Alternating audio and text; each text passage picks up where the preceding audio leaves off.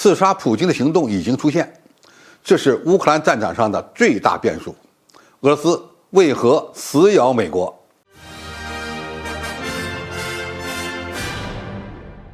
观众朋友，大家好，我是付山少。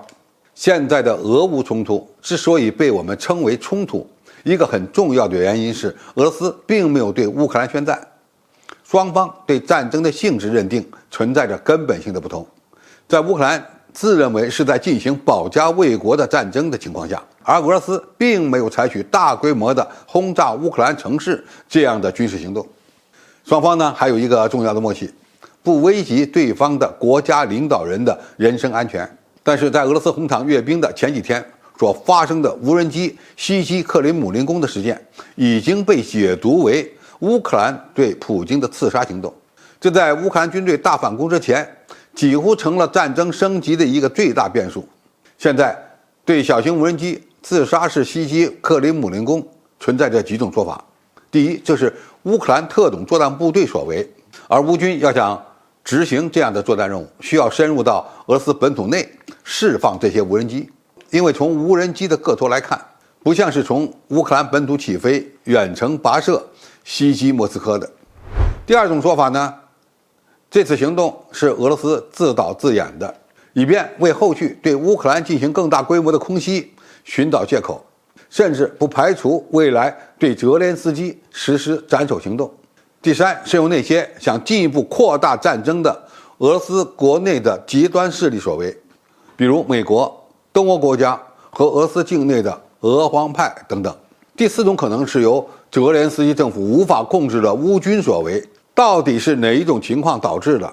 目前呢，还需要收集证据。如果我们理性分析一下的话，那么泽连斯基政府怎么看都没有刺杀普京的动机，因为在技术上既不可行，也违背了西方对乌克兰控制战争升级的要求。从打舆论战的角度来看，这次袭击如果是美西方或者是乌克兰所为，都是极为被动的，因为它很可能会造成严重后果，甚至导致俄罗斯方面也采取斩首行动。那么如果这次事件是俄罗斯自导自演的话，那么也很容易穿帮。毕竟这种无人机怎么看都不像是从乌克兰飞过来的，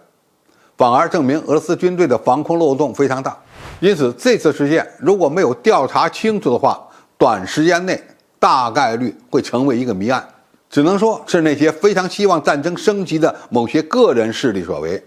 一盏3米左右的无人机通过网购的方式很容易买到，也很容易自己组装。最新的消息是，乌克兰方面已经否认是自己所为，俄罗斯也在开始展开调查。双方呢似乎都不想借机升级战争。俄罗斯新闻社称，经过评估，此事是有计划的恐怖行动，企图在5月9日胜利日阅兵大典之前暗杀普京。克宫会保留在必要情况下随时随地采取报复措施的权利。俄罗斯官方的态度是，这次袭击是美国支持下的基辅政权所为，很明显莫斯科已经把矛头对准了美国。现在乌克兰战场的最大变数已经出现，具体表现如下：第一，俄罗斯的红场阅兵是否还能够顺利进行？因为如果袭击是乌克兰所为的话，那么其根本目标就是通过破坏红场阅兵来打击俄军的士气。后续他们还有可能会采取行动。当然，乌克兰政府肯定不会承认是自己所为，而这就要考验俄罗斯政府对国内反俄力量的打击了。因此这次事件搞不好会成为俄罗斯内部斗争的一个问题。第二，俄罗斯有意利用这次事件呢升级战争。接下来如果俄罗斯方面不断的拿出是乌克兰政府发动袭击的证据，并且据此展开大规模的西城战，或是针对泽连斯基的安全下手，那么这场战争的性质就会发生改变了。第三，俄罗斯通过调查之后也可能不了了之，只是利用舆论战给西方施压，避免让乌克兰在袭击俄罗斯本土目标的问题上走得太远。这也有可能是此次事件的一个结局，从而让西方认识到袭击俄罗斯目标的严重后果，为乌军的反攻划定红线，这也是当前非常必要的。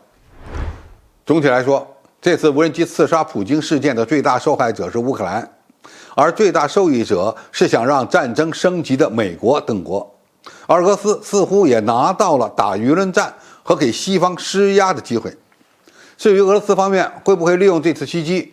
估计呢与乌军的大反攻密切相关。由于这次事件而使俄罗斯高层决心将俄乌冲突变成俄乌战争，那么后果将会非常严重。